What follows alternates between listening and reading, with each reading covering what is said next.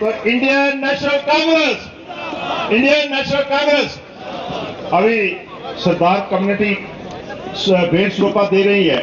और इसके बाद मैं आप सबसे कहूंगा कि खाना बना उस तरफ, आपने खाना भी खाना है। और इसके बाद अयाज साहब शाम को 8 बजे तक 9 बजे तक साथी जिनका इंट्रोडक्शन मैंने शुरू में ही दिया, हम पार्लियामेंट में भी साथ रहे हैं, हम मंत्रिमंडल में भी साथ रहे हैं, कई इनमें से मेरे साथ संगठन में भी रहे हैं। हाँ जी, मैं अपनी तरफ से आप सबकी तरफ से उनको स्वागत करता हूं काम करो, मालूम है। और इस आशा के साथ एक नई लड़ाई महात्मा गांधी जी आज जीवित नहीं है, वो आशीर्वाद नहीं दे सकते, लेकिन उनकी सोच, आजाद का अभी उनकी विचारधारा, शुरू किया है। उनका त्याग उसको वो कर दो, क्या क्या ना, उसको कश्मीर अपडेट पे भेज दो अभी। हमारे साथ रहेगा। मैंने अपनी राजनीति गांधी जी की विचारधारा से ही शुरू की। अगर 1980 का मेरा पार्लियामेंट का जब मैं पहली दफा एमपी बना तो लोग बायोडेटा पढ़ेंगे तो 69 में जब गांधी जयंती, गांधी जी की शताब्दी मनाई जा रही थी, 100 साल उनके जन्म की, मैं एसपी कॉलेज कश्मीर में पढ़ता था और पूरे देश में गांधी स्मारक निधि जो दिल्ली में हेडक्वार्टर था, उसके द्वारा पूरे देश में 15 दिन के समारोह मनाए जा रहे थे। और नॉर्दर्न इंडिया का 15 दिन का जो समारोह था, जो सेलिब्रेशन थी, वो कश्मीर में मनाई जा रही थी। और कश्मीर से सिर्फ 2 लोग, मैं और मेरे दोस्त बशारत अहमद, जो के बाद में डायरेक्टर दूरदर्शन रिटायर हुए, हम कॉलेज की तरफ से उस समारोह में रहे, ट्रेनिंग ली, गांधी को समझा, खादी शुरू की और गांधी पर लेक्चर 15 दिन सुनने को मौका मिला। और तब से उनकी विचारधारा हमारे दिमाग में चली गई, क्योंकि स्कूल का और कॉलेज का ऐसा समय जो आपके दिमाग में चली जाएगी बात, वो मरने के बाद ही निकलती है। तो 2 चीजों से हम प्रभावित हुए थे गांधी जी, सच और अहिंसा।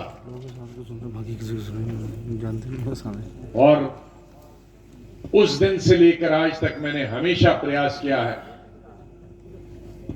सच और अहिंसा पर विश्वास करना और उसको बोलना और उस पर अमल करना। उसके बाद फिर बाद में मैंने स्टूडेंट लाइफ शुरू की और यूथ कांग्रेस किया। लिहाजा मुझे गौरव है कि मेरी राजनीति गांधी जी की विचारधारा से शुरू हुई थी और उसी के साथ हमारी जिंदगी भी उसी विचारधारा से खत्म हो जाएगी। इसलिए मेरे सामने कोई धर्म, कोई जाति, कोई ऊंच नीच का कोई सवाल पैदा नहीं। आपने, मुझे नहीं मालूम 2005 या 2006 में चीफ मिनिस्टर बनने के बाद सोपुर तहसील में मेरी पहली तकरीर हुई थी कश्मीर वादी में, चीफ मिनिस्टर बनने के बाद। तो मैंने उसमें एक ही बात की थी कि मेरी हुकूमत में अगर कोई वजीर या कोई ऑफिसर धर्म की पार्टी के नेताओं का बहुत प्यार रहा, उसके लिए मैं उनका बहुत बहुत आभार प्रकट करता हूं। साथियों, मेरे साथियों ने सब चीजें बताई हैं, मैं उनको दोबारा दोहराना नहीं चाहता। इनको सबको वापस भी जाना है, लेकिन खाना खा के जाना। और अभी लड़ाई बाकी है। मेरे साथियों ने कहा कि अभी सेकंड आजादी की बात, और राजनीति में लड़ाई कभी खत्म नहीं होती। राजनीति में हम लड़ाई करते हैं बेकारी के खिलाफ, बेरोजगारी के खिलाफ, बीमारी के खिलाफ। अभी हम पूरा देश और पूरा विश्व, पूरी दुनिया एक साल से बीमारी के खिलाफ जंग लड़ रहा है, जद्दोजहद कर रहा है, जहाद कर रहा है। लेकिन जम्मू कश्मीर में हमें कई चीजों के खिलाफ लड़ाई लड़ना। ये पहाड़ी इलाका और हिंदुस्तान के एक सिरे पर है, जहां हिंदुस्तान मुल्क खत्म होता है और पाकिस्तान और चीन की सरहदें शुरू होती है, हमारे दुश्मन की सरहदें शुरू होती हैं। इसलिए हमारी जिम्मेदारी दूसरे देश के कई प्रांतों से कई गुना ज्यादा। वैसे तो बहुत सारे प्रांत हैं जो बॉर्डर से मिलते हैं, राजस्थान मिलता है, गुजरात मिलता है, नॉर्थ ईस्ट पंजाब मिलता है, लेकिन यहां दुश्मन बहुत एक्टिव है। जम्मू कश्मीर के बॉर्डर पर 1947 से लेकर अभी तक जहां हम बैठे हैं, अभी तनाव बराबर जारी है, और कभी पाकिस्तान की तरफ से, कभी चाइना की तरफ से कई लड़ाइयां भी हुई। आपस में मोहब्बत रखे, आपस में प्यार बांटे, और साथ साथ मिलकर दुश्मन का भी मुकाबला करें। और हम दुश्मन का तभी मुकाबला कर सकते हैं जब हम इकट्ठे होंगे। अगर हम आपस में बंटे होंगे, धर्म की बुनियाद पर, मजहब की बुनियाद, मैं बार बार पार्लियामेंट में कह चुका हूं सरकार को, आज की सरकार, आप हुकूमत में आ जाओ, हमें कोई फर्क नहीं पड़ता। राजनीति में, लोकतंत्र में, जमहूरियत में हर पार्टी को हुकूमत बनाने का हक है, लेकिन सिर्फ धर्म की नाम पर नहीं। आप सबको लेके चलो, जैसे कांग्रेस ने किया। कांग्रेस आजादी हासिल नहीं करता अगर उसमें सभी धर्मों के, सभी जातियों के लोग नहीं होते। सभी धर्मों और सभी जातियों के लोग थे, सभी प्रांतों के लोग थे, बुद्धिजीवी थे, पढ़े लिखे लोग थे, डॉक्टर्स थे, प्रोफेसर थे, पत्रकार थे, किसान थे, मजदूर थे, तजारत करने वाले लोग थे। तब जाकर हिंदुस्तान को आजादी। और ये बॉर्डर एरियाज, हमने इंदिरा गांधी से यही सीखा कि जितने भी लोग बॉर्डर पे रहते हैं, उनकी जितनी भी मदद करो, उनको बांटो नहीं, उनको जोड़ो, उनको इकट्ठे करो, उनकी दिल की धड़कनें समझो, क्योंकि वो दुश्मन का मुकाबला करते हैं। लेकिन आज मुझे अफसोस, पिछले 1.5 साल से हम सबको बिखेर दिया, स्टेट के हिस्से हो गए, कोई टुकड़ा इधर गिरा, कोई इधर गया। आज हम बांटे हुए हैं अलग फिरकों में, तबकों में। बेकारी अपने उरूज पे है, बेरोजगारी अपने उरूज पे है। लाखों नौजवान पीएचडी करके, लॉ करके, एमए एमएससी करके बेकार और बेरोजगार है।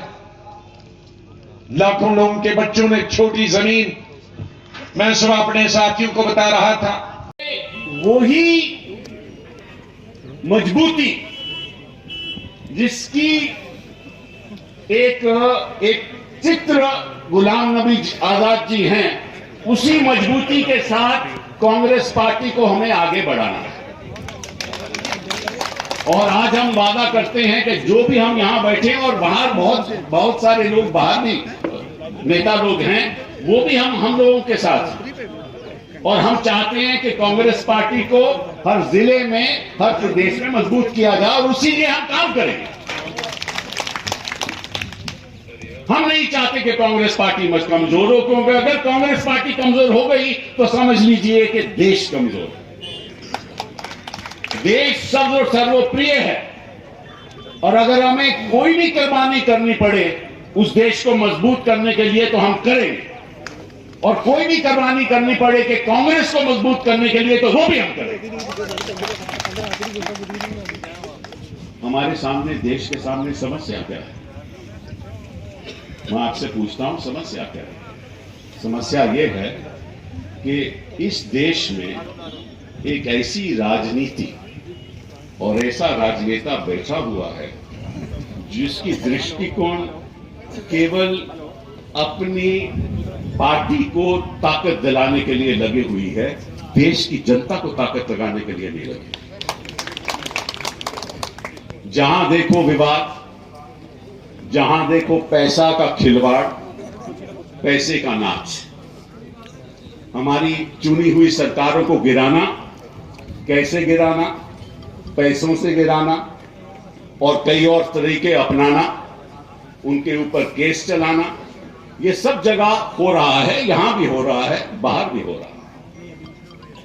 और अगर ऐसे षड्यंत्र अपनाए जाएंगे तो उसका नतीजा ये होगा कि ईमानदार लोग चुप बैठ जाएंगे।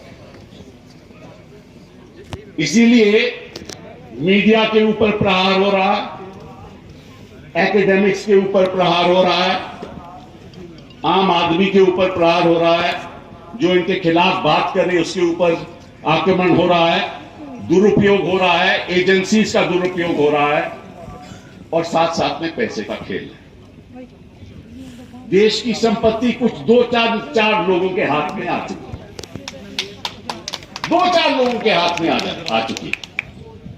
आप पोर्ट्स देखो, एयरपोर्ट देखो, किसी एक को दिए जा रहे हैं। पेट्रोल आपको मालूम है किसके हाथ में। कोई भी आप बड़ी बड़ी संपत्ति की बात करते हो, 2-3 लोगों का नाम मैं लेना नहीं चाहता साथ में। क्यों? क्योंकि इनको मालूम है कि वही लोग इलेक्टोरल बॉन्ड के द्वारा इन्हीं को पैसा देते हैं।